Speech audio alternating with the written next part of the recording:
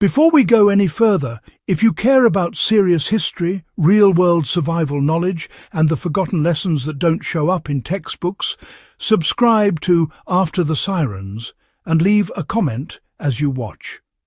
This channel exists for people who actually want to learn something lasting, not just be entertained.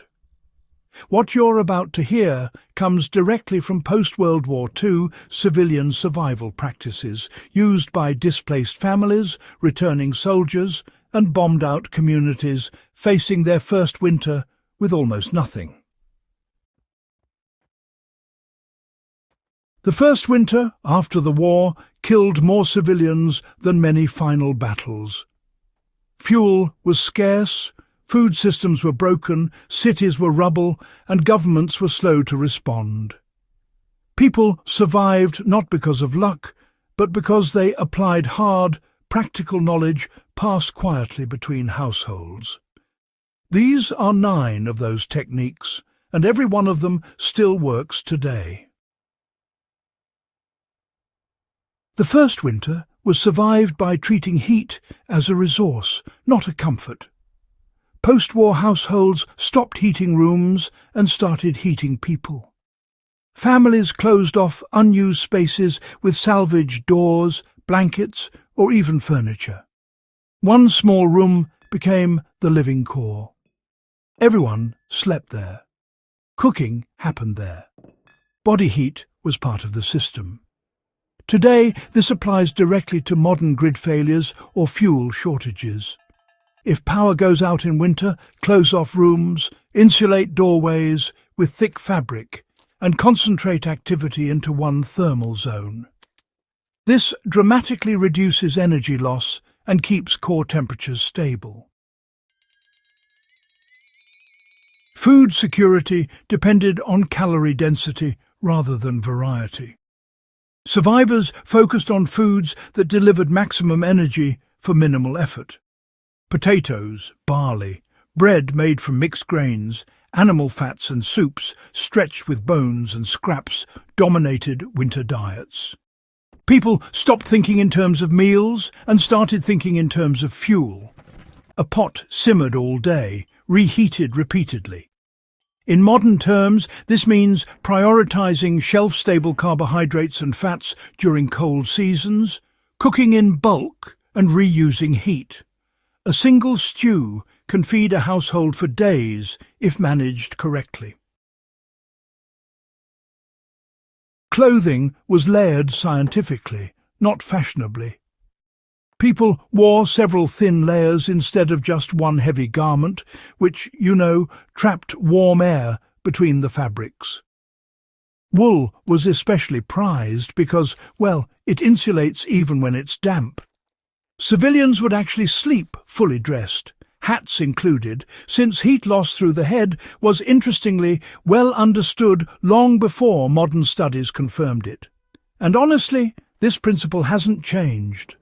During cold emergencies, you should layer your base insulation, add something to block the wind, and always cover your extremities, especially when you sleep. Windows were really treated as the enemy of warmth. In post-war homes, windows were often shattered or just poorly sealed. Survivors blocked them with whatever they could find.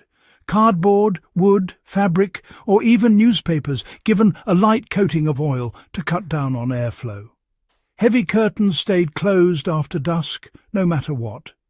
Even today, homes lose an awful lot of heat through glass. So, temporary insulation like thermal curtains, plastic sheeting, or removable panels can honestly make a huge difference in raising indoor temperatures during winter outages. Firewood and fuel were always gathered before winter, never during it. People who waited, they froze. The ones who survived were those who stockpiled aggressively in late summer and autumn.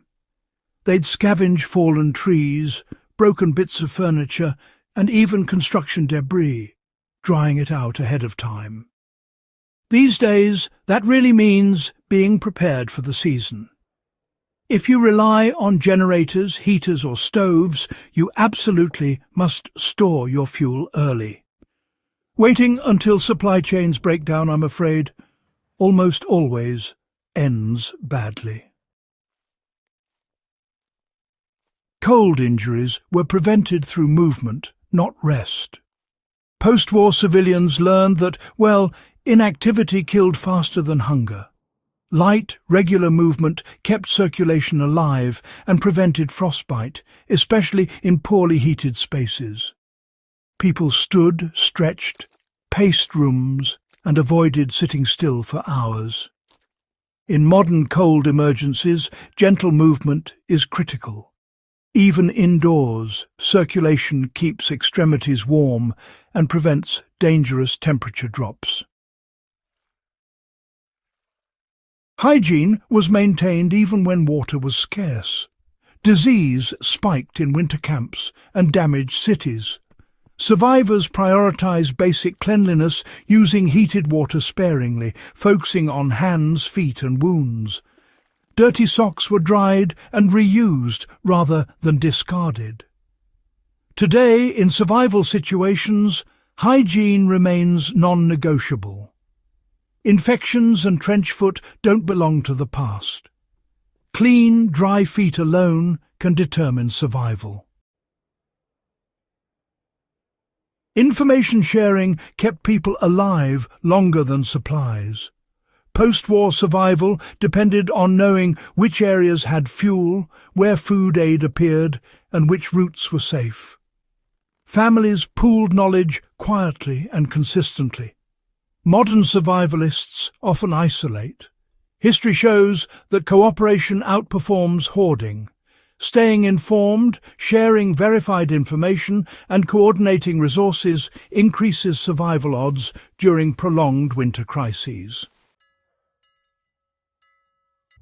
Mental discipline mattered as much as physical preparation. People who survived accepted scarcity without panic. They planned days, rationed carefully, and avoided emotional decisions. The first winter broke those who chased comfort instead of stability. Today, psychological endurance remains essential. Calm planning, routine, and acceptance reduce mistakes that lead to exposure or starvation. These methods are not theory. They were used by civilians who had no manuals, no internet, and no safety net. They endured the cold because they understood systems, not shortcuts. If this kind of historical survival knowledge matters to you, subscribe to After the Sirens, share this video with someone who values real history, and leave a comment with your thoughts or additional insights. This channel grows through serious minds sharing serious knowledge.